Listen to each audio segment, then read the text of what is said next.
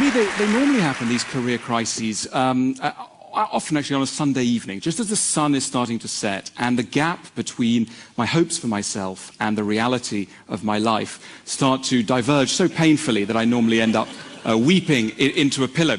I'm mentioning all this because I think this is not merely a personal problem. You may think I'm wrong in this, but I think that we live in an age when our lives are regularly punctuated by career crises, by moments when what we thought we knew about our lives, about our careers, comes into contact with a threatening sort of reality. It's perhaps easier now than ever before to make a good living. It's perhaps harder than ever before to stay calm, to be free of career anxiety. And I want to look now, if I may, at some of the reasons why we might be feeling anxiety about our careers, why we might be victims of these career crises as we're weeping softly into our pillows.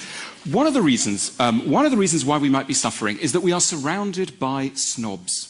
Now, in a way, I've got some bad news, particularly for anybody who's come to Oxford from abroad. There's a real problem with snobbery because sometimes people from outside the UK imagine that snobbery is a distinctively UK phenomenon fixated on country houses and titles. The bad news is that's not true. Snobbery is a global phenomenon. We are a global organization. This is a global phenomenon. It exists. What is a snob? A snob is anybody who takes a small part of you and uses that to come to a complete vision of who you are. That is snobbery. And the dominant kind of snobbery that exists nowadays is job snobbery. You encounter it within minutes at a party when you get asked that famous, iconic question of the early 21st century, what do you do? And according to how you answer that question, people are either incredibly delighted to see you or look at their watch and make their excuses. Now, the opposite of a snob is your mother. Not necessarily your mother, or indeed mine, but as it were the ideal mother. Somebody who doesn't care about your achievements. But unfortunately, most people are not our mothers. Most people make a strict correlation between how much time and, if you like, love, not romantic love, though that may be something, but love in general, respect, they are willing to accord us. That will be strictly defined by our position in the social hierarchy. And that's a lot of the reason why we care so much about our careers and indeed start caring so much about material goods. You know, we're often told that we live in very materialistic times, that we're all greedy people. I don't think we are particularly materialistic. I think we live in a society which has simply pegged certain emotional rewards to the acquisition of material goods. It's not the material goods we want, it's the rewards we want. And that's a new way of looking at luxury goods. The next time you see somebody driving a Ferrari, don't think this is somebody who's greedy. Think this is somebody who's incredibly vulnerable and in need of love. In other words, feel sympathy rather than contempt. There are other reasons. There are other reasons why it's perhaps harder now to feel calm than ever before. One of these, and it's paradoxical because it's linked to something that's rather nice, is the hope we all have for our careers. Never before have expectations been so high about what human beings can achieve with their lifespan. We're told from many sources that anyone can achieve anything. We've done away with the caste system. We are now in a system where anyone can rise to any position they please, and it's a beautiful idea. Along with that has come a spirit of equality. We're all basically equal. There are no strictly defined hierarchies. There's one really big problem with this, and that problem is envy. Envy, it's a real taboo to mention envy, but if there's one dominant emotion in modern society, that is envy, and it's linked to the spirit of equality. Let me explain. I think it would be very unusual for anyone here or anyone watching to be envious of the Queen of England. Even though she's much richer than any of you are, and she's got a very large house, the reason why we don't envy her is because she's too weird. She's simply too strange.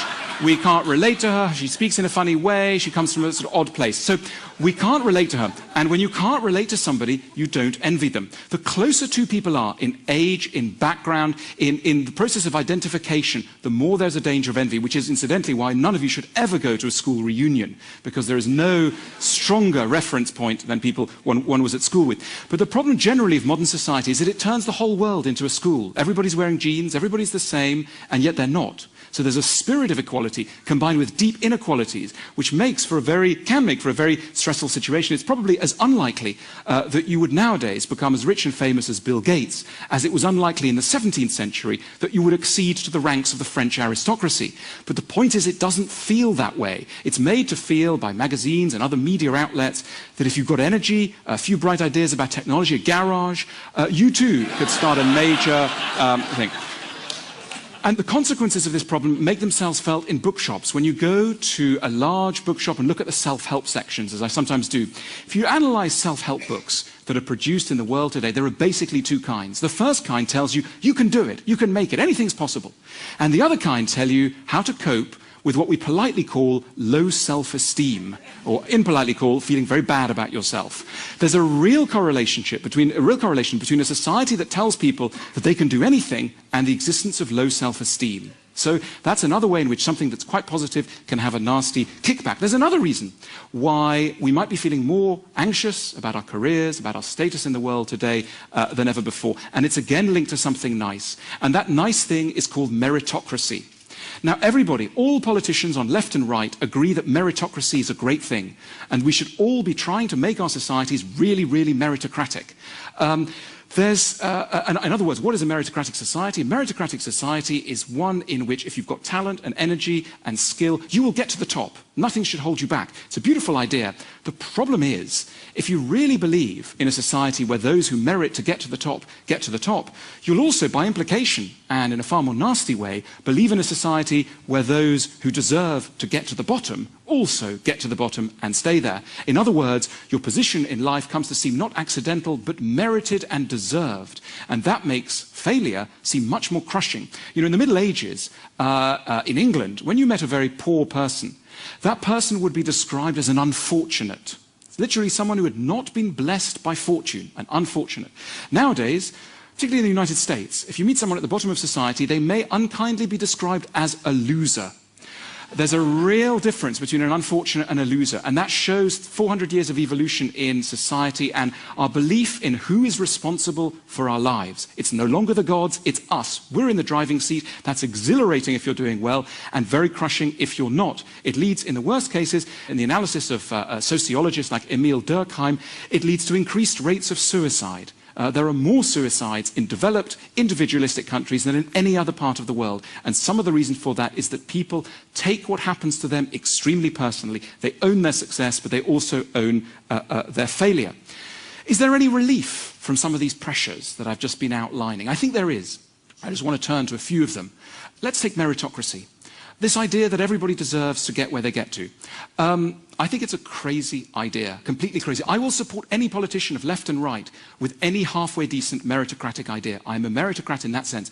But I think it's insane to believe that we will ever make a society that is genuinely meritocratic. It's an impossible dream. The idea that we will make a society where literally everybody's graded, the good at the top and the bad at the bottom, and it's exactly done as it should be, is impossible. There are simply too many random factors. Accidents of birth, accidents of things dropping on people's heads, illnesses, etc. We will never get to grade them, never get to grade people as they should. I'm drawn to a lovely quote by St. Augustine in the City of God, where he says, it's a sin to judge any man by his post. In modern English, that would mean it's a sin to come to any of you who you should talk to dependent on their business card. It's not the post that should count. And according to St. Augustine, it's only God who can really put everybody in their place, and he's going to do that on the day of judgment with angels and trumpets and the skies will open. Insane idea if you're a secular person like me, but something very valuable in that idea nevertheless. In other words, hold your horses when you're coming to judge people. You don't necessarily know what someone's true value is. That is an unknown part of them, and we shouldn't behave as though it is known.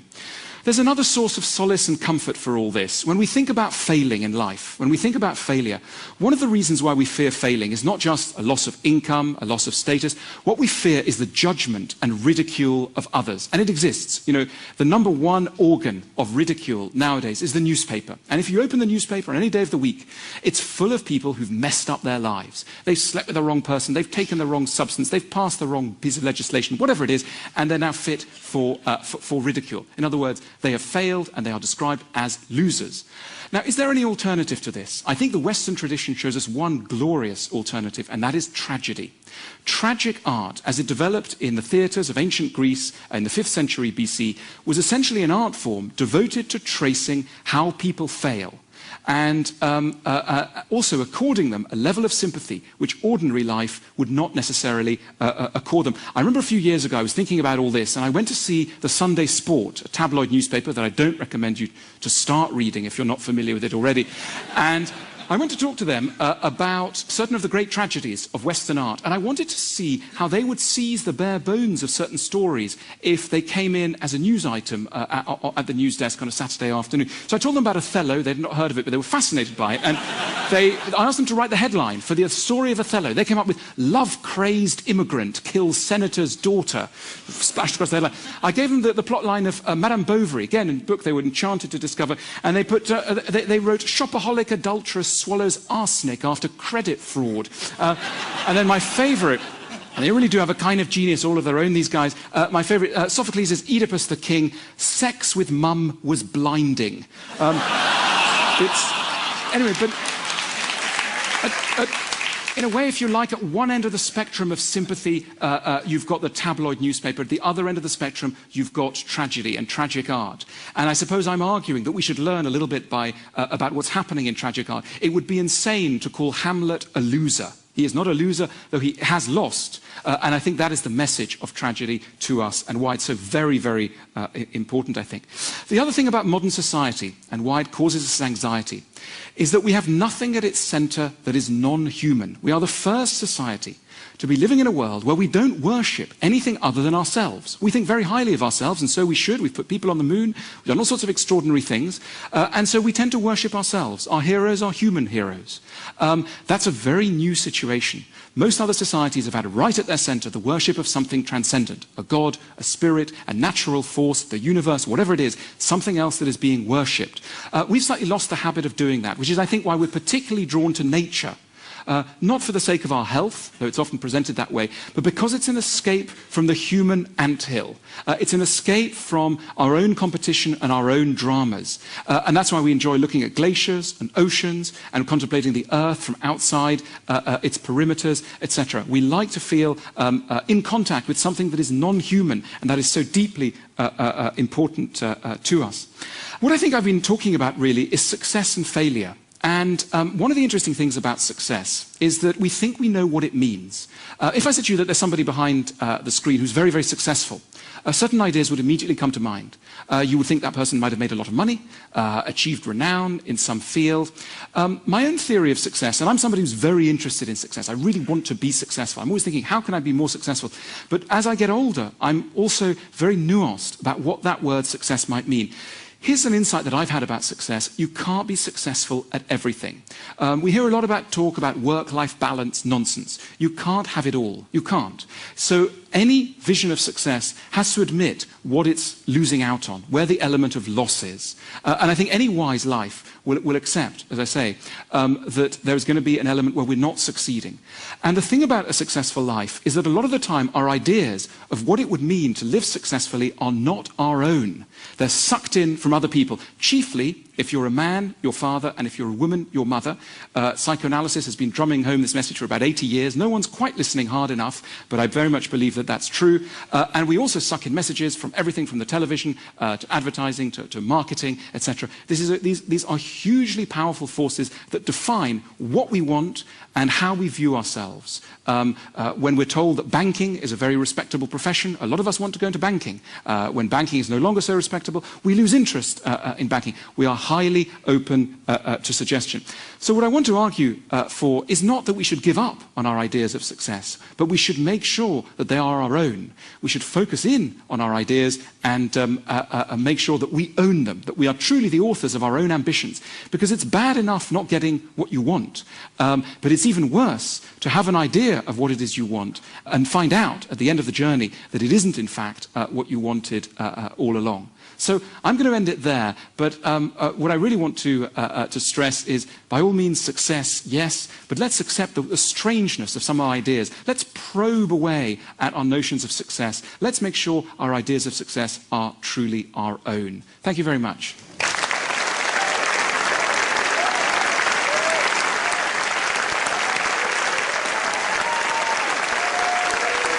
Oh, great.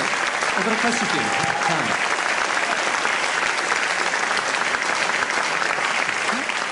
That was fascinating. But how do